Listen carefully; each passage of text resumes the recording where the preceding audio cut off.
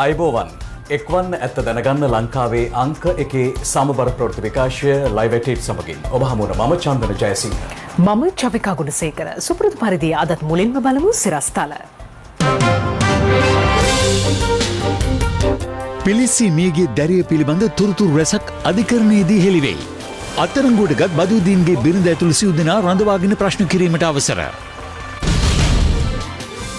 රෝහල් ගතව සිටි රිෂාඩ් බදුද්දීන් යළි අපරාධ පරීක්ෂණ දෙපාර්තමේන්තුවට. ගුරු විදුහල්පති විරෝධතාව 12 වන දිනටත්. ගුරු වෘත්තීය සමිති නිරෝධායන නීති කඩ කළ බව පවසමින් CIDට පැමිණිල්ලක්. ගුරු ගැටලු වලට විසඳුම් ලැබෙන බවට ඉඟී. මේ වැඩේ කරලා දෙනකන් ඉන්නේ නැහැ. ලකුණු ගන්න බරුවට දාලා මේ වැඩේ කරේ. සෞන්දර්යයට ඉදිරිපත් කරන්න පුළුවන් බොහෝ දුරට. කොවිඩ් ආසාදිතයන්ගේ යළි වැඩිවීමක්. අද මෙතෙක් ආසාදිතයන් 1220ක්. පරාජයන්ට තිත තැබූ ශ්‍රී ලංකා ජය. have won by 3 wickets. අත්අඩංගුවටගත් හිටපු අමාත්‍ය රිෂාඩ් බදියුදීන් මහතාගේ බිරිඳ ඇයගේ පියා සොහයුරා සහ තැරැව්කරු පැය 48ක් රඳවාගෙන ප්‍රශ්න කිරීමට කොළඹ අතිරේක මහේස්ත්‍රාත් අධිකරණය අද අවසර ලබා දුන්නා. එහිදී මහේස්ත්‍රාත්වරිය නියෝග කළේ සැකකරුවන් අනිද්දා යළි අධිකරණයට ඉදිරිපත් කරන ලෙසයි. නඩුව අද කැඳවූ අවස්ථාවේදී රජය වෙනුවෙන් පෙනී සිටි නියෝජ්‍ය සොලිසිටර් ජෙනරාල් දිලීප පීරිස් මහතා සඳහන් කළේ නීති හදන ස්ථානයේ කටයුතු කරන පුද්ගලයෙකු ගෘහ මූලිකයා වශයෙන් ක්‍රියා කරන මෙම නිවසේ එවැනි අවාසනාවන්ත සිද්ධියක් හට ගැනීම කනගාටුදායක බවයි. හිටපු අමාත්‍ය රිෂාඩ් බදියුදීන් මහතාගේ නිවසේ සේවය කරමින් සිටි 16 හැවිරිදි බාල වයස්කාර දැරියක් බරපතල පිළිස්සුම් තුවාල ලබා රෝහල්ගත කිරීමෙන් අනතුරුව මිය යාමේ සිද්ධිය සම්බන්ධයෙන් ප්‍රශ්න කිරීම සඳහා බදියුදීන් මන්ත්‍රීවරයාගේ බිරිඳ ඇයගේ පියා සහ තැරැව්කරු පෙරේදා පස්වරුවේ බොරැල්ල පොලිසියට කැඳවා තිබුණා. ප්‍රශ්න කිරීම වලින් අනතුරුව දැරිය මිය යාම ක්‍රූරත්වයට පත් කිරීම සහ තැනැත්තන් වෙළඳාම යන චෝදනා මත බදියුදීන් මහතාගේ බිරිඳ ඇතුළු තිදෙනා ඊයේ අලුයම පොලිසිය අත්අඩංගුවට ගත්තා. දැරිය කොළඹට රැගෙන ආ තැරැව්කරු 2009 වසරේ සිට මෙහෙකාර සේවය සඳහා තවත් තරුණියන් කිහිප දෙනෙකු මන්ත්‍රීවරයාගේ නිවසට ගෙනවෙත් ඇති බවට සිදු කළ ප්‍රශ්න කිරීම්වලදී අනාවරණ වේත වෙනවා. වැඩිදුර ප්‍රශ්න කිරීම්වලදී අනාවරණ වූ කරුණු මත මීට පෙර මන්ත්‍රීවරයාගේ නිවසේ සේවය කළ 22 හැවිරිදි තරුණියක් අවස්ථා දෙකකදී අතවරයට ලක් කිරීමේ චෝදනා මත රිෂාඩ් බදියුදීන් මන්ත්‍රීවරයාගේ බිරිඳගේ සහෝදරයාද පොලිසිය ඊයේ අත්අඩංගුවට ගත්තා. බොරැල්ල පොලිසිය භාරයේ රඳවාගෙන ප්‍රශ්න කළ සැකකරුවන් සිව් දෙනා රාත්‍රී කොළඹ අධිකරණ වෛද්‍ය නිලධාරීවරයා හමුවට ඉදිරිපත් කළ අතර අද පෙරවරුවේ වෛද්‍ය වාර්තා ලබා ගැනීමෙන් අනතුරුව ඔවුන් අලුත්කඩේ මහේස්ත්‍රාත් අධිකරණය වෙත රැගෙන එනු ලැබුවා. සැකකරුවන් රැගෙන ආ රථය අධිකරණ භූමිය වෙත ඇතුළු කිරීමට අවසර ඉල්ලුවද ඊට පොලිසිය ඉඩ ලබා නොදුන් අතර පසුව සැකකරුවන් දැඩි පොලිස් ආරක්ෂාව මැද්දේ අධිකරණයට රැගෙන ගියා.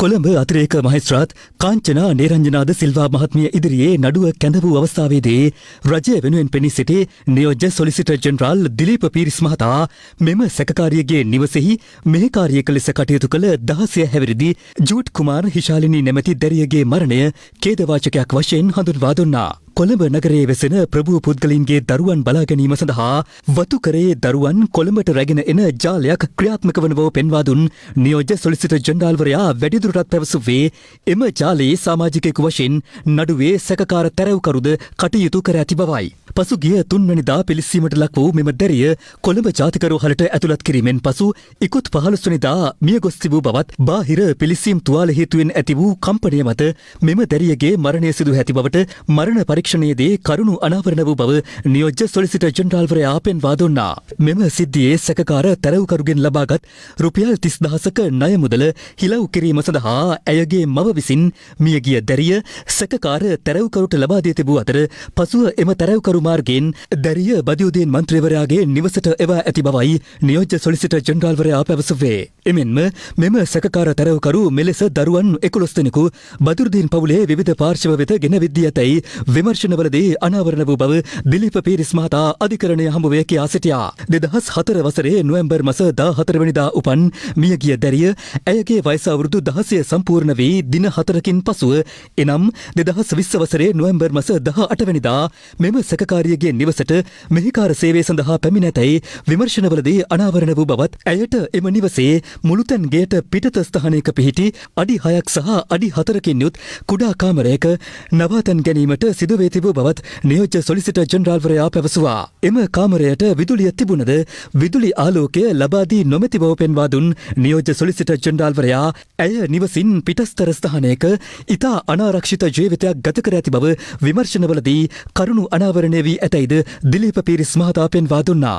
නීති හදන ස්ථානයේ කටයුතු කරන පුද්ගලයෙකු ගෘහ මූලිකයා වශයෙන් ක්‍රියා කරන මෙම නිවසෙහි මෙවැනි අවාසනාවන්ත සිද්ධියක් හට ගැනීම කනගාටුදායක බව පෙන්වා දුන් නියෝජ්‍ය සොලිසිටර් ජෙනරාල්වරයා අධිකරණයට දන්වා සිටියේ දැනට රෝහල්ගතව සිටින මෙම නිවසේ ගෘහ මූලිකයා පිළිබඳවත් විමර්ශන සිදු කරන බවයි. අනාවරණ වූ කරුණු අනුව දැරිය සියදිවි නසාගත්තාද නැතිනම් ඇයගේ ජීවිතය යම් අයෙකු නැති කළාද යන්න බරපතල සැකයක් මතුවී ඇති අතර මීට අදාළව මහජන කැළඹීමක්ද හටගෙන ඇතැයි පෙන්වා දුන් නියෝජ්‍ය සොලිසිටර් ජෙනරාල්වරයා ඒ අනුව අපරාධ නඩු විධාන සංග්‍රහයේ සංශෝධිත 43 වන වගන්තය යටතේ මෙම සැකකරුවන් ඉදිරි පැය 48ක කාලයක් පොලිසිය බහරේ රඳවාගෙන විමර්ශන සිදු කිරීමට අවසර දෙන ලෙස ඉල්ලා සිටියා. මෙහිදී සැකකාර රිෂාඩ් බදියුදීන් හිටපු අමාත්‍යවරයාගේ බිරිඳ වෙනුවෙන් පෙනී සිටි ජනාධිපති නීතිඥ අනිල් සිල්වා මහතා අධිකරණය හමුවේ පැවසුවේ සැකකරුවන් පොලිසිය බහරේ රඳවාගෙන විමර්ශනය කිරීම සඳහා අවසර දෙන ලෙස පැමිණිල්ල විසින් කරනු ලබන ඉල්ලීම නීතියට පටහැනි වුවත් තමා ඊට විරුද්ධ නොවන බවයි. අපරාධ නඩු විධාන සංග්‍රහය අනුව මෙවැනි වරදක් සම්බන්ධයෙන් අත්අඩංගුවට ගන්නා ලද සැකකරුවන් පැය 24ක් තුළ අධිකරණයට ඉදිරිපත් කළ යුතු වුවත් එම නීතිමය විධිවිධාන පිළිපැදීමට පොලිසිය මෙහිදී කටයුතු කර නැතැයි පෙන්වා දුන් ජනාධිපති නීතිඥවරයා පැවසුවේ තමා මෙම ඉල්ලීමට විරුද්ධ නොවන අතර විමර්ශනවලට පූර්ණ සහාය ලබා දෙන බවයි. ඉදිරිපත් වූ කරුණු සලකා බැලූ අතිරේක මහේස්ත්‍රාත්වරිය සැකකරුවන් සිව් දෙනා ලබන 26 වෙනි සඳුදා පෙරවරු 10 තෙක් පොලිසිය බහරේ රඳවාගෙන විමර්ශනය කිරීමට අවසර ලබා දුන්නා. එදිනට ඔවුන් අධිකරණය හමුවට ඉදිරිපත් කරනු ලෙසයි මහේස්ත්‍රාත්වරිය නියෝග කළේ. ඒ අනුව සැකකාර බදියුදීන් මන්ත්‍රීවරයාගේ බිරිඳ කිරුළපන පොලිසියේද අනෙක් සැකකරුවන් තිදෙනා බොරැල්ල පොලිසියේද රඳවාගෙන විමර්ශන කිරීමට අවසර හිමි වුණා.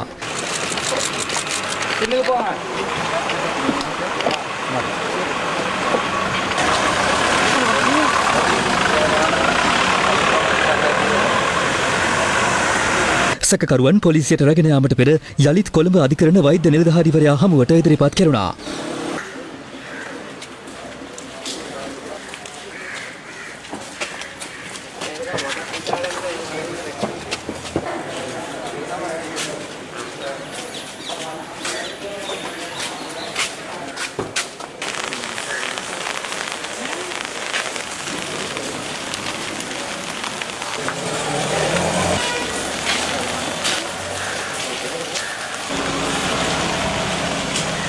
මේ අතර අපරාධ පරීක්ෂණ දෙපාර්තමේන්තුව බහරේ රඳවාගෙන සිටියදී පසුගිය 17 වෙනිදා රෝහල්ගත කෙරුණු රිෂාඩ් බදියුදීන් මහතාව අද යලි අපරාධ පරීක්ෂණ දෙපාර්තමේන්තුව වෙත රැගෙන ගියා. ඒ කොළඹ ජාතික රෝහලේදී සිදු කෙරුණු ප්‍රතිකාර වලින් අනතුරුවයි. රෝගී තත්ත්වයක් හේතුවෙන් වෛද්‍ය පරීක්ෂණ සඳහා බදියුදීන් මහතා පසුගියදා කොළඹ ජාතික රෝහලට ඇතුළත් කරනු අතර එහිදී මන්ත්‍රීවරයා විසින් මුදල් ගෙවා ප්‍රතිකාර ලබාගත හැකි වාට්ටුවකට ඇතුළත් කරනු ලෙස කළ ඉල්ලීම අපරාධ පරීක්ෂණ දෙපාර්තමේන්තුව ප්‍රතික්ෂේප කළා. මේ අතර දැරියගේ මරණය සම්බන්ධයෙන් විධිමත් පරීක්ෂණයක් පවත්වා චෝදනා එල්ල වූවන්ට නීතිය ක්‍රියාත්මක කරන ලෙස ඉල්ලමින් අදත් ප්‍රදේශ කිහිපයකදී විරෝධතා පැවැතුණා.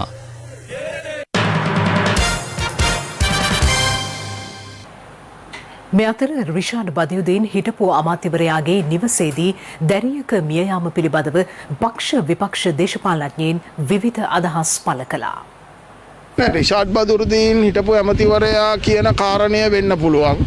තවත් කාරණයක් වෙන්න පුළුවන් මේ එල්ල වෙලා තියෙන චෝදනා බරපතලයි. එතකොට මේ චෝදනාවලට ඒ දේශපාලඥයෙක් වෙච්ච පළියට ලිහිල් ප්‍රතිපත්තියක් අනුගමනය කරන්න ආණ්ඩුවක් කටයුතු කරන්නේ නැහැ. මේක ඇද ඇද ගෙනහිල්ලා දේශපාලන සෙල්ලමක් කරගන්න එපා. මේක ඇද ඇද ගිහිල්ලා වර්ගවාදී ප්‍රශ්න මේ රටේ ඇති කරන්න හදන්න එපා. නීතිය හා සාමය රකින්න උදවියගෙන් මම ඉල්ලන්නේ දෙයියන්ගේ නාමෙන් කරුණා කරලා දේශපාලන ඇඟිලි ගලීම් වලට ඔළුව නවන්න නැතුව ඇත්ත එලි කරන්න.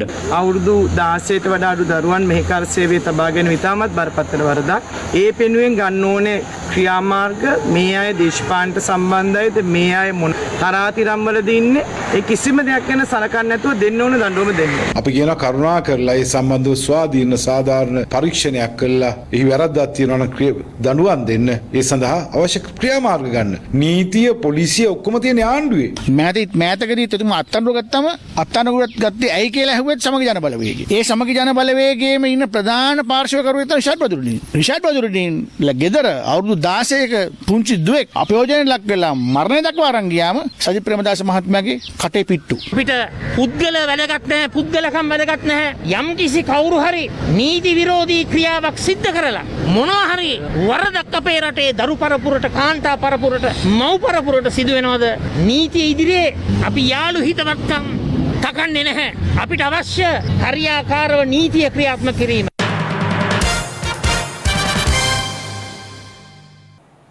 COVID-19 ආසාදිතයන් වාර්තා වීමේ යම් වර්ධනයක් පසුගිය දින කිහිපෙම දක්නට ලැබුණා. මේ අතර අදත් මේ වන විට මෙරටින් COVID-19 ආසාදිතයන් 1707 දෙනෙකු වාර්තා වූ බව යුද හමුදාපති ජෙනරල් ශවේන්ද්‍ර සිල්වා මහතා පැවසුවා. ඒ අනුව මෙරටින් වාර්තා වී ඇති සමස්ත ආසාදිතයන් සංඛ්‍යාව 2,94,820ක්.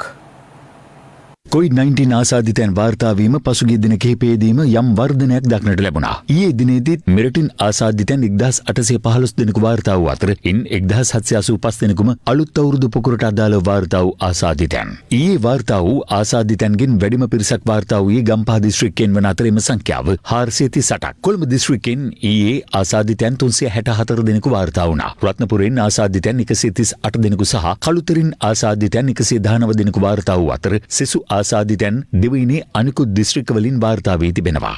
වවුනියාව එළවලු වෙළඳපොළ මාර්ගයේ වෙළඳාමේ නිරත පුද්ගලයන් 3 දෙනෙකු COVID-19 ආසාදිතයන් බවට හඳුනා ගැනීමත් සමග එම මාර්ගය తాවකාලිකව වසා දැමුණා. එහි වෙළඳාමේ නිරත වෙළඳන් සහ සේවකින් PCR පරීක්ෂාවට ලක් කිරීමටයි සෞඛ්‍ය අංශ පියවර ගත්තේ. මේ අතර හුදකලා බව ඉවත් කළ භගවන්තලාව ප්‍රදේශයෙන් ආසාදිතයන් 9 දෙනෙකු හඳුනා ගැනුණා. ඔවුන් කොටියාගල වතුයාය, ආර්යපුර සහ ಭಾರತೀපුරම් ගම්මානයේ පදිංචිකරුවන් වන අතර එක් අයෙකු භගවන්තලාව නගරේ රාජ්‍ය බැංකුවක සේවය කරන අය. ඩෙල්ටා ප්‍රභේදය හෝ නැත්නම් වෙන මොනෑම හෝ ප්‍රභේදයක් බලක්වීම සඳහා අපි අනුගමනය කළ යුත්තේ සෞඛ්‍ය පුරුදු පිළිපැදීම පමණයි. අනිත් ක්‍රමවේදය තමයි අපි හැකි ඉක්මනින් එන්නත්කරණය කරගත යුතුයි.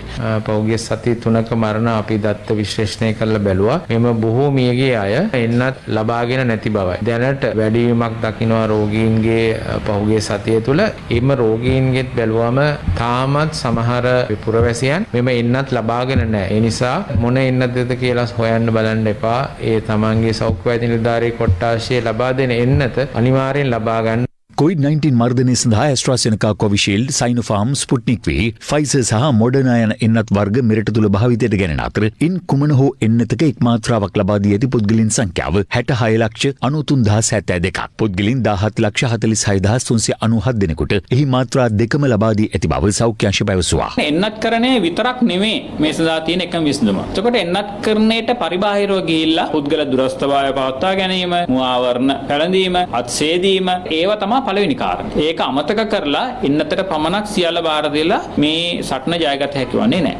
බිඳුනුවැව ඌව විද්‍යාපීඨයේ COVID-19 අතරමැද ප්‍රතිකාර මධ්‍යස්ථානයේ ප්‍රතිකාර ලබන ආසාදිතයන්ගේ, සෞඛ්‍ය සේවකයන්ගේ සහ යුද හමුදා නිලධාරීන්ගේ මානසික සුවය වෙනුවෙන් විශේෂ සංගීත ප්‍රසංගයක් පැවැත්වුණා. ප්‍රසංගය පැවැත්වුණ අතරතුරදීත් ආසාදිතයන් එම ප්‍රතිකාර මධ්‍යස්ථානයට රැගෙන එන අයුරු මෙලෙස දක්නට ලැබුණා.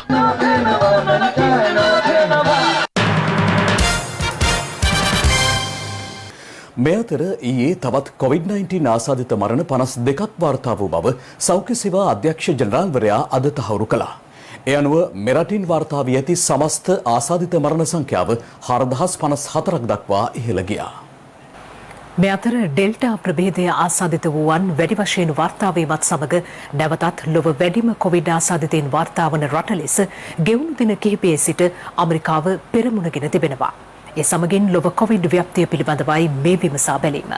වැටුප් විෂමතා ඇතුළු ඉල්ලීම් කිහිපයක් මුල් කරගනිමින් ගුරු හා විදුහල්පති වෘත්තීය සංගම් ආරම්භ කළ වෘත්තීය ක්‍රියාමාර්ගය අද 12 වෙනි දිනටත් ක්‍රියාත්මකයි. ගුරු සංගම් නියෝජිතයින් පසුගියදා නිරෝධායන නීති සහ සෞඛ්‍ය මාර්ගෝපදේශයන්ට එරෙහිව සිදු කළ උද්ඝෝෂණවලට එරෙහිව යුක්තිය උදෙසා ජනතා සංවිධානය අපරාධ පරීක්ෂණ දෙපාර්තමේන්තුවට අද පැමිණිල්ලක්ද බහර දෙනු ලැබුවා.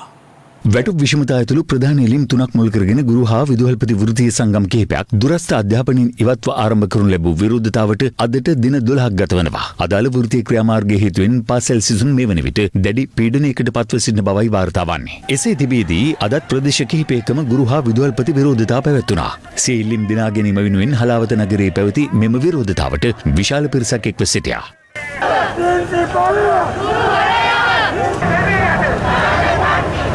ඇදහැල්නු දැඩි වර්ෂාව පවා නොතකමින් මේ විරෝධතාවයට එක්ව සිටි පිරිස අවධාරණය කළේ ගුරු හා විදුහල්පති ගැටලුවලට සාධාරණ විසඳුමක් කඩිනමින් ලබා දෙන ලෙසයි.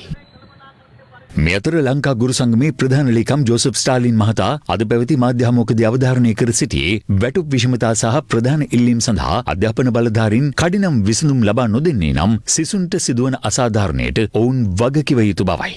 ආණ්ඩුව පැත්තෙන් දැන් මේ වෙන විට තියෙන්නේ සාකච්ඡාමය ප්‍රවේශ පමණයි. ඒ කියන්නේ එළඹෙන සමුදා දින කැබිනට් පත්‍රිකාවක් දානවා කියන කාරණාවත් ලබන සිකුරාදා ලැබෙන ජනාධිපතිවරයා එක්ක සමග සාකච්ඡාවක් ලබා දෙනවා කියන කාරණාවක් තමයි කියලා තියෙන්නේ. ඒකට අපි ඉල්ලන්නේ ආණ්ඩුවෙන් මේ කටයුතු කඩිනමින් ඉවර කරන්න කියලා. මේ අතර ගුරු හා විදුහල්පති වෘත්තීය සමිති නිරෝධායන නීති සහ සෞඛ්‍ය මාර්ගෝපදේශ උල්ලංඝනය කරමින් සිදු කර ලබන මේ විරෝධතාවන්ට එරෙහිව යුක්තිය උදෙසා ජනතා සංවිධානය අද අපරාධ පරීක්ෂණ දෙපාර්තමේන්තුවට පැමිණිල්ලක් බහර දෙනු ලැබුවා. ඔවුන්ගේ මේ උද්ඝෝෂණ මාලාව සෞඛ්‍ය මාර්ගෝපදේශ සියල්ල උල්ලංඝනය කර තිබී PHI මහතුරු සහ අදාළ රජයේ සියලු සෞඛ්‍ය බලධාරීන් එක්කෝ නිහඬ පිළිවෙලක් අනුගමනය කරා. එහෙම නැත්නම් නිහඬව මේකට ආධාර අනුබල දුන්නා කියන කාරණේ අපි පැහැදිලිව කියනවා. මේ අතර ගුරු හා විදුහල්පති විරෝධතා පිළිබඳව අද දේශපාලන පක්ෂ නියෝජිතයන් අදහස් පළ කළා. අපි ඇවිල්ලා පළවෙනි අයවැයේම කරන එකක් තමයි ගුරුවරුන්ගේ වැටුප් විෂමතාවය ඉවත් කරලා ගුරු විදුහල්පතිවරුන්ට නිශ්චිත සාධාරණ වැටුපක් දෙන්න හදනවා කියලා කිව්වා. පළවෙනි අයවැය තාම ආවේ නැතුව ඇතිනේ.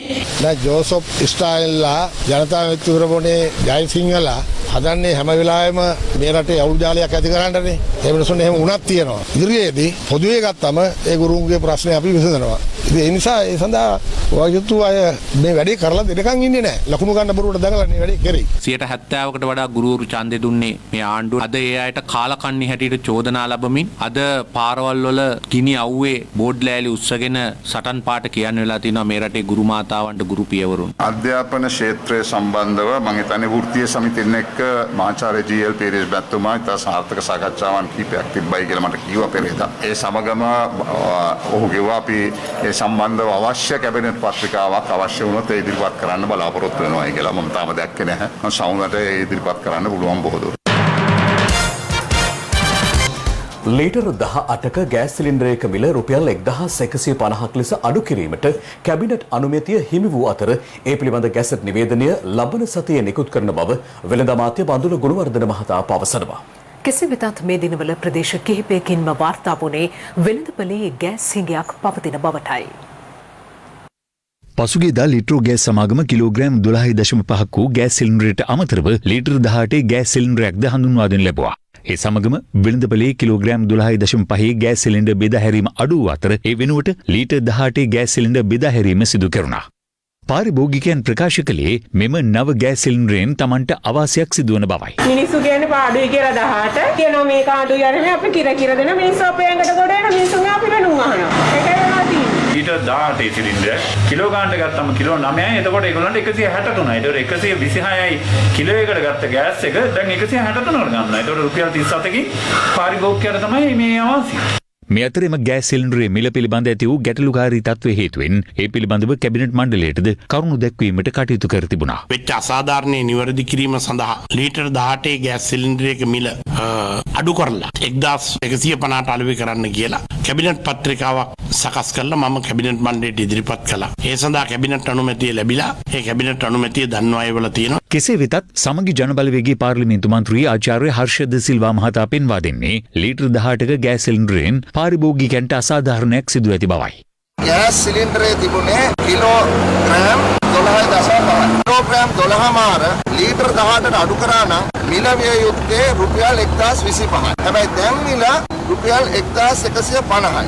එතකොට අපේ මේ ගරු ඇමතිවරයා විද්‍යාවක් කරලා මිල අඩු කරලා වගේ පෙන්නලා 112කින් මිල වැඩි කරලා.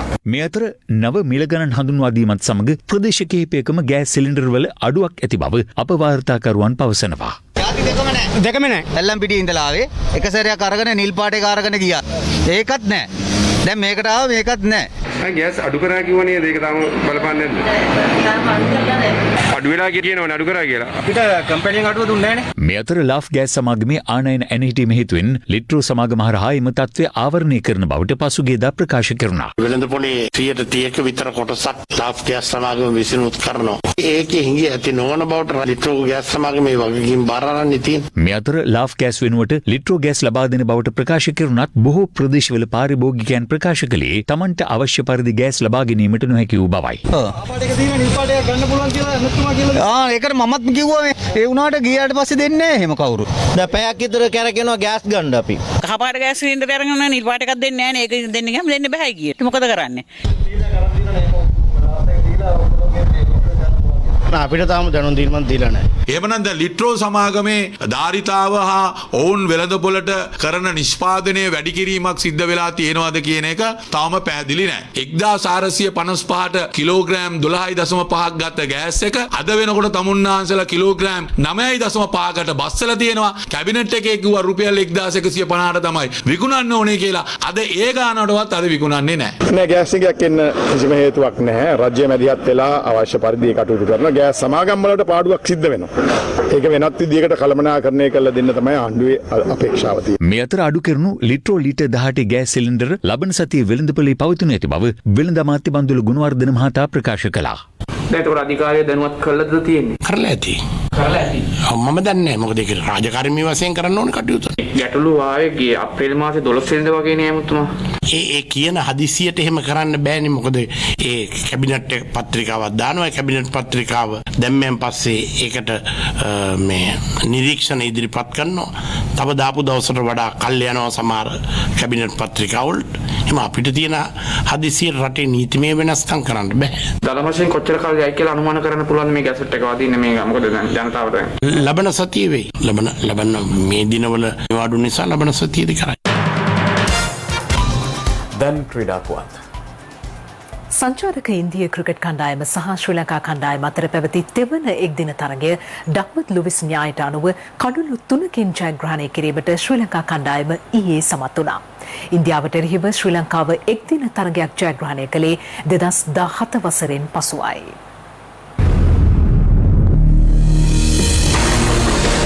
තරගේ කාසියවාසී දිනු ඉන්දිය නායක ශිඛර් ධවන් පළමුවෙන් පන්දුවට පහර දීමට තීරණය කළ අතර ඒ අනුව පිටියට පිවිසි ඉන්දිය පිතිකරුවන් පන්දුවර 23යි පන්දු දෙකක් තුළ කඩලු 3ක් දැවි ලකුණු 147ක් ලබා සිටි මොහොතේ තරගයට වර්ෂාවෙන් බාධා එළවුණා.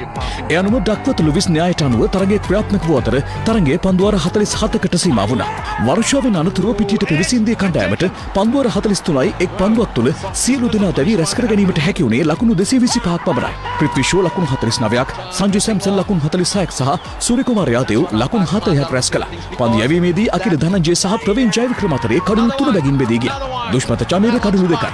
ඉන්දිය කණ්ඩායම ලකුණු 225කට සීමා වුවද ඩක්වර්ත් ලුවිස් න්‍යායට අනුව ශ්‍රී ලංකාවට ජයග්‍රහණය සඳහා පන්දුවර 47කදී ලකුණු 227ක ඉලක්කයක් හිමි වුණා. එම ඉලක්කය පන්දුවර 39ක් තුළ කඩුළු 7ක් පමණක් දැවි සපුරා ගන්නට ශ්‍රී ලංකාව සමත් වුණේ 2017 වසරට පසු ඉන්දිය කණ්ඩායම එක්දින තරගයකින් පරාජය කරමින්.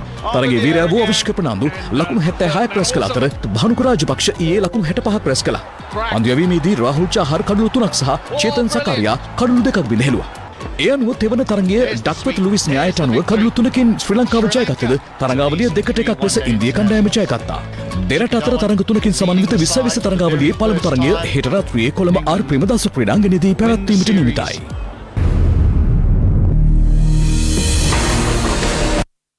ලොව උත්කර්ෂවත්ම ක්‍රීඩා සැනකෙළි වන ඔලිම්පික් උළෙලේ 32 වන අදියර ජපානයේ ටෝකියෝ අගනුවර කේන්ද්‍ර කරගනිමින් ඊයේ නිල වශයෙන් ආරම්භ වුණා. ටෝකියෝ ඔලිම්පික් උළෙලේ පළමු දිනේ තොරතුරු ගැන ඔබ වෙත ගෙනෙන්නට ශාමල් ජයපත්ම සූදානම්. ඔව්. අද දිනේදී රන් පදක්කම් 11ක් වෙනුවෙන් තරඟ පැවැත්වුණා. මෙවර ඔලිම්පික් කුලල වෙනුවෙන් ශ්‍රී ලංකාවෙන් ක්‍රීඩක ක්‍රීඩිකාවන් 9 දෙනෙකු එක්වන අතර ඉන් 30 දෙනෙකු අද තරඟ බිමට පිවිසියා. අද උදෑසන ටිහානියේ ගොඩවෙල මීටර් 10 වායු රයිෆල් ඉසව්ව නියෝජනය කළ අතර අද සවස බැඩ්මින්ටන් ක්‍රීඩක නිලුක කරුණාරත්න සහ පිහිනුම් ක්‍රීඩිකා අනිකා ගෆූර් තම මූලික වටේ තරඟවලට එක් වුණා. එම තරඟවල තොරතුරු මේ ටෝකියෝ ඔලිම්පික්